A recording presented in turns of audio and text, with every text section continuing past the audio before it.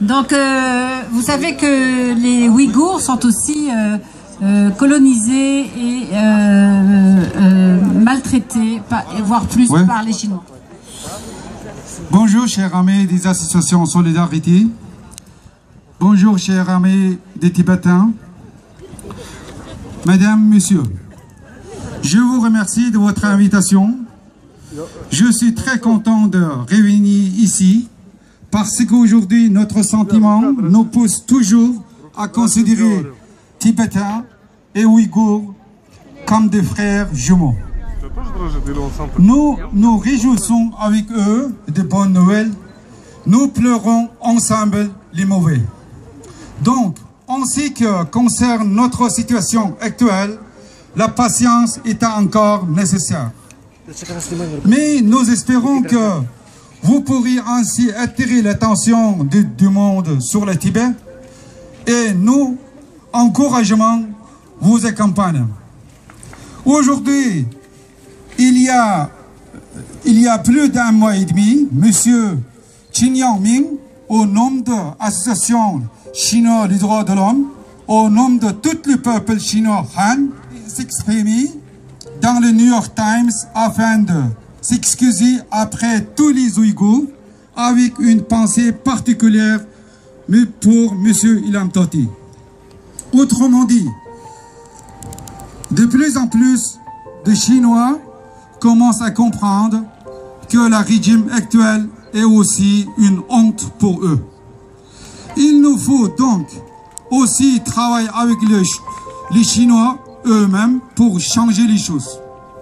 La situation des Ouïghours est de plus en plus grave parce que les Ouïghours suivent avec de retard de la voie ouverte par le Dalai Lama, qui cependant n'est pas encore réussi à se faire entendre les autorités chinoises. Celles-ci agissent comme s'ils voulaient pousser Ouïghours et Tibétains à réclamer l'indépendance. Il est vrai que pour les Ouïghours, autonomie qui existe dans le texte se heurte à une telle mauvaise volontaire des autorités centrales et aussi de leurs représentants dans leur région qu'ils n'ont réalité qu'une autonomie fantôme.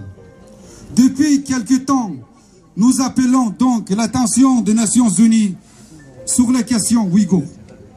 Mais la Chine aujourd'hui est déjà coupable d'une forme de terrorisme d'État, chercher à profiter du terrorisme international pour culpabiliser et paralyser les Ouïghours, qui en sont réduits de plus en plus et choisissent un chemin radical.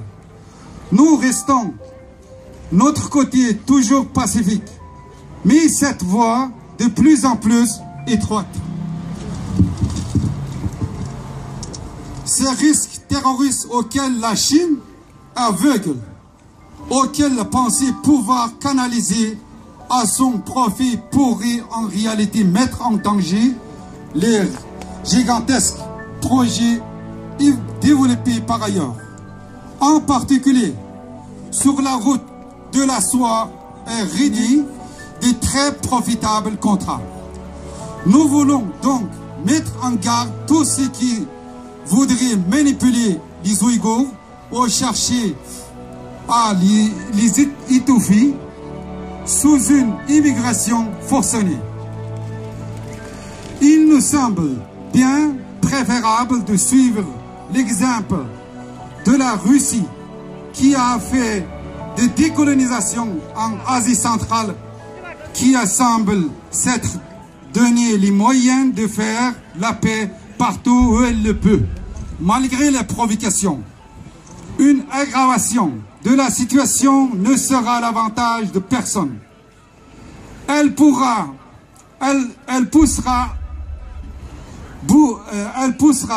bout des populations qui désirent toujours vivre en paix, mais qui se soulèveront en masse si le massacre ne cesse pas.